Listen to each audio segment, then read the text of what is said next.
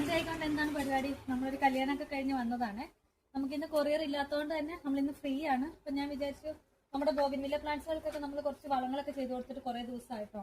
നമ്മൾ hybrid bougainvillea പ്ലാന്റ്സുകൾ നമ്മളൊരു 15 ദിവസം 20 ദിവസം കൂടുന്ന സമയത്ത് നന്നായിട്ട് എന്തെങ്കിലും വളങ്ങൾ ഫെർട്ടിലൈസേഴ്സ് ഒക്കെ ആഡ് ചെയ്ത് കൊടുത്താലാണ് കേട്ടോ ഇതിനകത്ത് നന്നായിട്ട് ഫ്ലവർ എപ്പോഴും വരുന്നത്. അതുപോലെ തന്നെ നിങ്ങൾ ശ്രദ്ധിക്കേണ്ട ഒരു കാര്യം, എപ്പോഴും നമ്മൾ ഇതിൽ പ്രൂൺ ചെയ്ത് കൂടി കൊടുക്കണം. സോഫ്റ്റ് പ്രൂണിംഗ് ആണ്.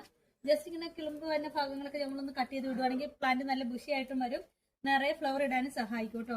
അപ്പൊ ഈ ഒരു കട്ടർ നമുക്ക് വേണമെങ്കിൽ നമുക്ക് സെയിൽ ചെയ്യാൻ അവൈലബിൾ ആണ് കേട്ടോ. ആർക്കെങ്കിലും ഇതുപോലത്തെ കട്ടർ വേണമെന്നുണ്ടെങ്കിൽ കോൺടാക്ട് ചെയ്തോളെ. ഇനിയിപ്പോൾ നമ്മുടെ കയ്യിൽ നിന്ന് മേടിക്കണമെന്നില്ല, നിങ്ങളുടെ അടുത്തുള്ള ഷോപ്പുകളിലൊക്കെ ചെന്നാലും കിട്ടും. ഈ ഷോപ്പുകളിൽ നിന്നൊന്നും മേടിക്കാൻ പറ്റില്ല എന്ന് അങ്ങനെയൊക്കെ വിചാരിച്ചിരിക്കുന്ന വീട്ടമ്മമാരാരെങ്കിലും ഉണ്ടെങ്കിൽ ഒരു കട്ടർ വേണമെന്നുണ്ടെങ്കിൽ കോൺടാക്ട് ചെയ്തോളൂ കേട്ടോ.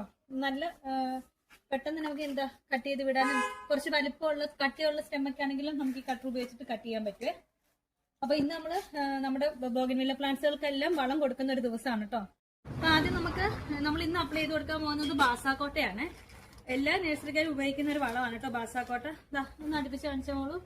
ഇത് കണ്ടോ, ഇതുപോലെ ചെറിയ ഗ്രാനുൾസ് ആണ് കേട്ടോ വരുന്നത്. ബാസാക്കോട്ട എന്ന് പറയുന്നത് വളരെ സ്ലോ റിലീസ് ആയിട്ടുള്ള ഒരു ഫെർട്ടിലൈസർ ആണ്. ഏകദേശം 6 മാസം വരെ നമ്മൾ ഒരു പ്രാവശ്യം അപ്ലൈ ചെയ്തിട്ടുണ്ടെങ്കിൽ പ്ലാന്റ്സിന്റെ ഗ്രോത്തിന് ഇത് നിൽക്കൂട്ടോ. 6 മാസം വരെ ഇതിന്റെ ഒരു എഫക്ട് കിട്ടുന്നതാണ്.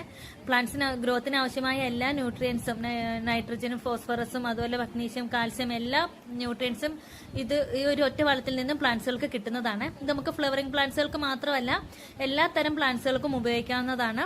അതുപോലെ അഗ്ലോണിമ, കലാത്തിയ പോലുള്ള എല്ലാ ഇൻഡോർ പ്ലാന്റ്സുകൾക്കൊക്കെ നമുക്ക് ഒരു ഫെർട്ടിലൈസർ ഉപയോഗിക്കാവുന്നതാണ് കേട്ടോ.